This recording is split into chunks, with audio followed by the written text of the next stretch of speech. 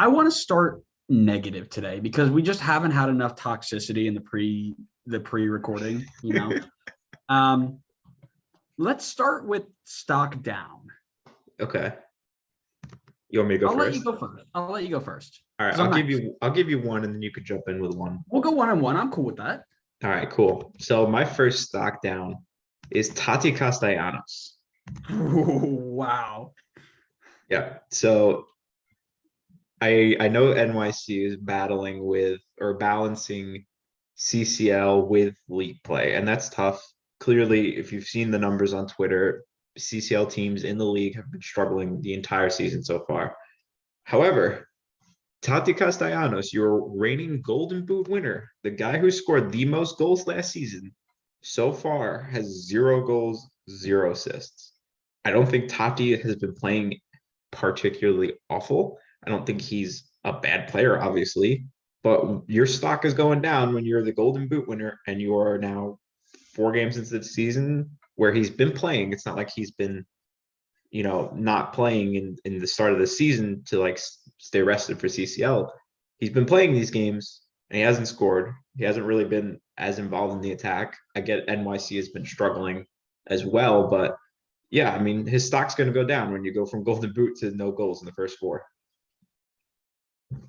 That's funny because I also took a player from NYC, Oh yeah, but it's a defender. His name is Andres Yasin, and I'm tired of watching him play at right back. is he a defender?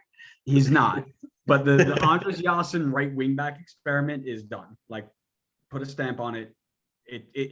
Take it, wrap it in a bow, tie it up nice and pretty, put it on the shelf next to the Jackson Ewell center back experiment. Both of them shelved, never again. Can Andres Yasin do it on a random Tuesday against Comunicaciones? Sure.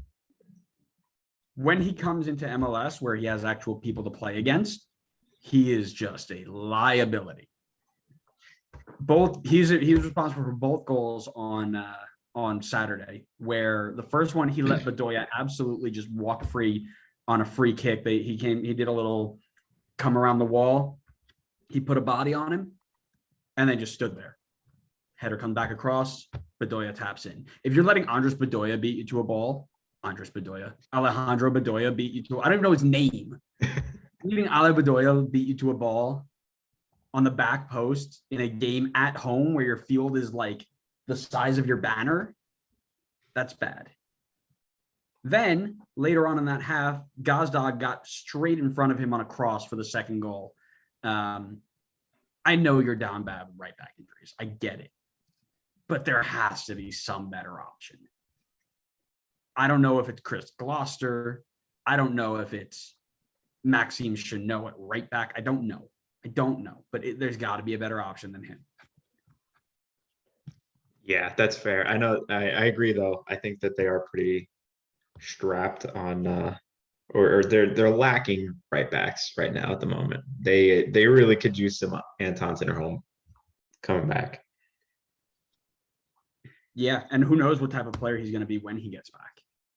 That's a bad injury he's coming back from, so we'll see. Yep. All right, I'll give you my second one here.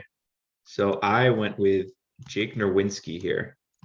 So what? Why are you laughing? Nothing. Go ahead. So Jake Nowinski's had a pretty rough start to the season, to say the least. He's currently the lowest rated player on Who Scored for Vancouver on the entire team. And that is because he has made 2 appearances this season. Game 1, he got red carded. Granted, a little bit harshly, I would say, in getting the double yellow there. However, he comes back now, plays against LAFC. Never going to be an easy matchup, especially away at LAFC. I get that. But I got a few of his stats here from SofaScore. So he made. Why have you gone away from Who Scored? Sorry, we need to really talk about this. Why have you gone away from the GOAT? Because SofaScore has more of the detailed statistics. Oh, the ones that nobody cares about except for when they match your opinion. Okay. Yes, of course. And it matched my opinion this time. So Jake Nowinski against LAFC had 2 clearances, 3 interceptions. However, he was dribbled past 4 times. He lost possession 5 times. He won 1 out of 6 ground duels, won 0 aerial duels, all while Vancouver gave up 3 goals and lost the game again. And then they currently sit bottom of the Western table, even below San Jose. So it's been a really rough year for him. And I valued his stock higher at the beginning of the season. He was always a solid defender. I still think he's a solid defender, but he's had a really rough start to the year. So I think his stock takes a hit. Interesting. Big ups Thomas Hasal. I don't know if you watched that game, but I know he conceded 3, but he is the reason it wasn't 7. He's going to have a rough year this year because his defense in front is not. No, he's good. going to have a great statistical year. His win-loss is going to look like Jacob deGrom on a normal Mets season, but his stats are going to be Jacob deGrom on a normal Mets season.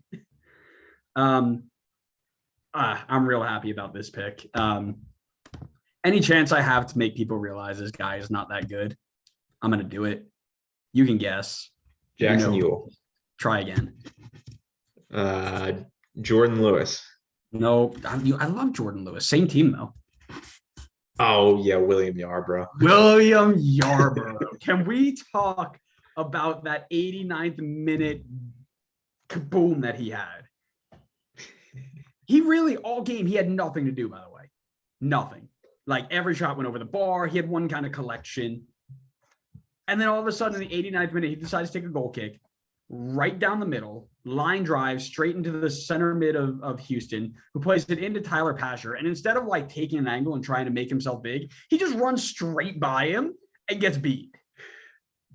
I get that you're trying to make up for it, but at that time, in that spot with 3 points on the line, you can't make that mistake. Stock down.